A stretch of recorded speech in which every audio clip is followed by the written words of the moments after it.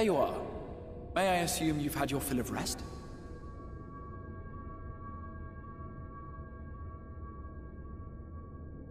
That is well.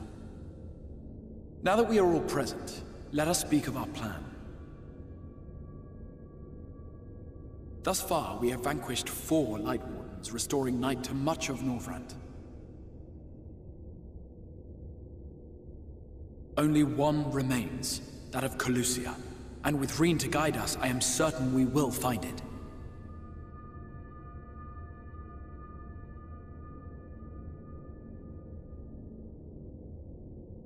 We're so close now. If we can just take care of this one last Warden, we'll rob the Sin Eaters of their final foothold and drive them out of Norvrant once and for all. It will be a new beginning for the First. A chance for the people to rebuild their world. In short, a prize worth fighting for. And in thus delivering the First from destruction, so too shall we unsow the seeds of the 8th umbral calamity. Do you hear? Your dreamed of rejoining is in jeopardy. Are you sure you're not tempted to intervene?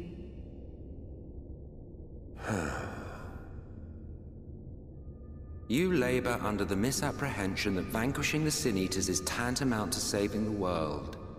It is not. In truth, you only delay the inevitable, lengthening your fleeting lives by the smallest of margins.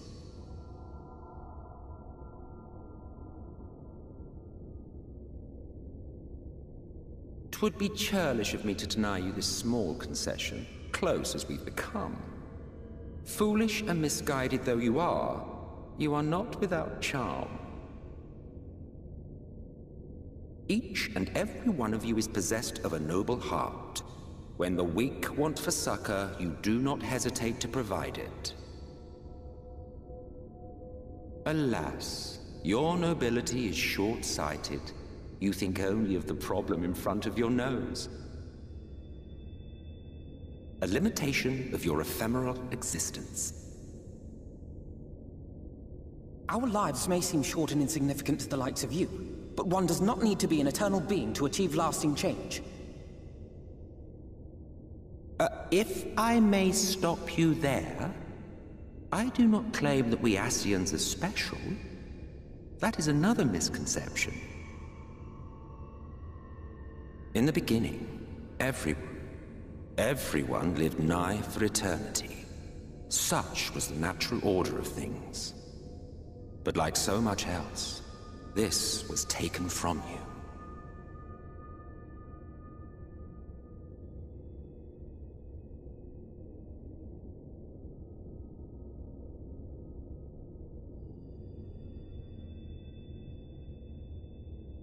You won't object if I borrow your plaything?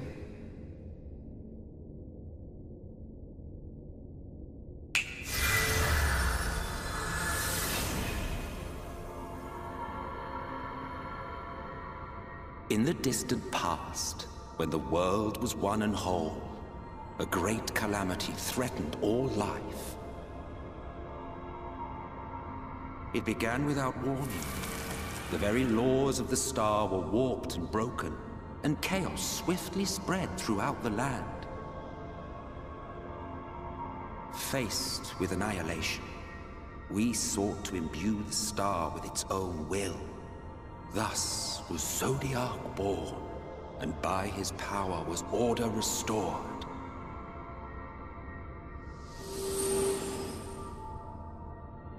Ere long, however, thankless fools began to fear that Zodiac's might was too great, and so they conjured another to keep him in check. Your own dear Hydaelyn.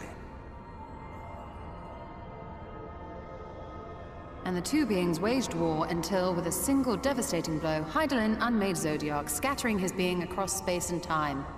So you told us in the Katana Ravel. Yes, yes. And there began our woes, with Hydaelyn's blow and all that it wrought. As a counterbalance to Zodiac, Hydaelyn was created with the power to enervate her foe. This singular ability strikes not at such banal things as flesh, but everything that defines the target, diluting its existence. For example, were she to strike you,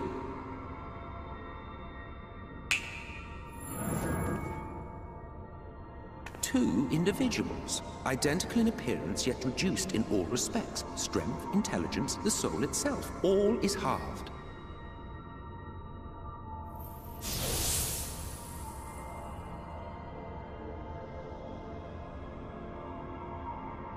Do you see? This self-same fate befell not only Zodiac, but the very star.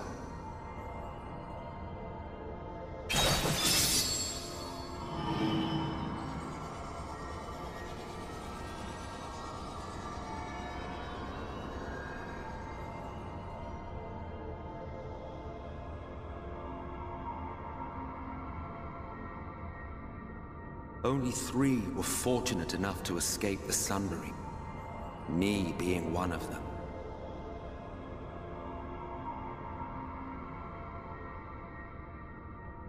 When I beheld the shattered remnants of our home, I knew deepest despair. The inhabitants of these 14 fragments were feeble, frail and foolish, oblivious to their imperfection, ignorant of their past. Malformed creatures thrashing blindly about. Pitiful, disturbing, depressing.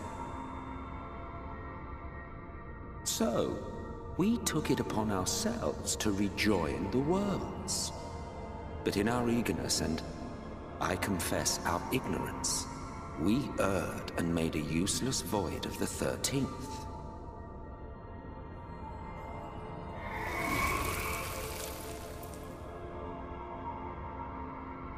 It was only afterwards that we discovered a connection twixt source and shard. A flow of energy that maintains elemental balance. And thus did we arrive at our time-honored modus operandi.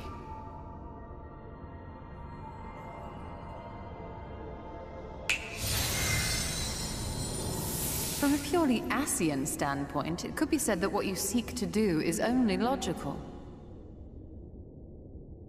But that would be to ignore the immeasurable destruction wrought with each rejoining.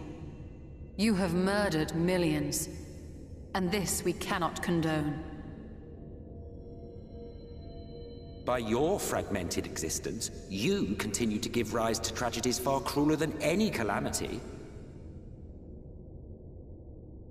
But yes, moral relativism and all that. Case in point, I do not consider you to be truly alive, ergo, I will not be guilty of murder if I kill you.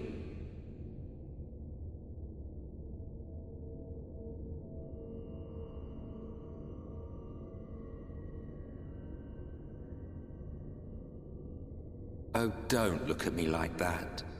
You for whom I have only the highest expectations. A vaunted hero of the Source, 7 times rejoined.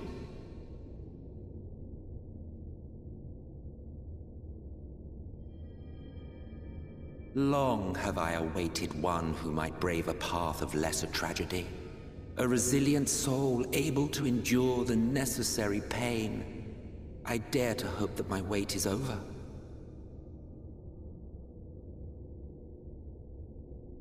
So, finish your task and slay the Light Warden. Make proof of your usefulness, and then we may speak again.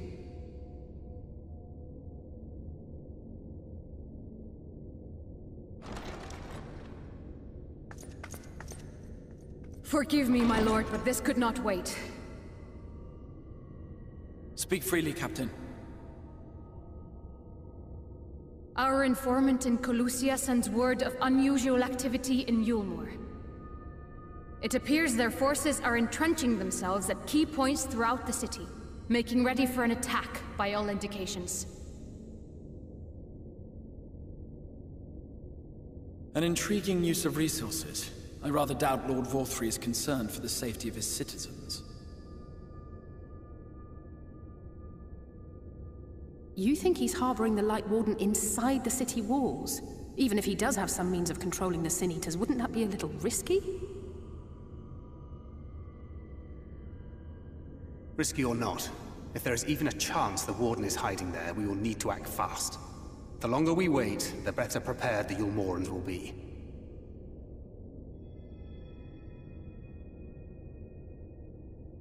Agreed. See to your preparations then and make for Calusia. God's willing, this hunt will be the last. Let us see it through to the end.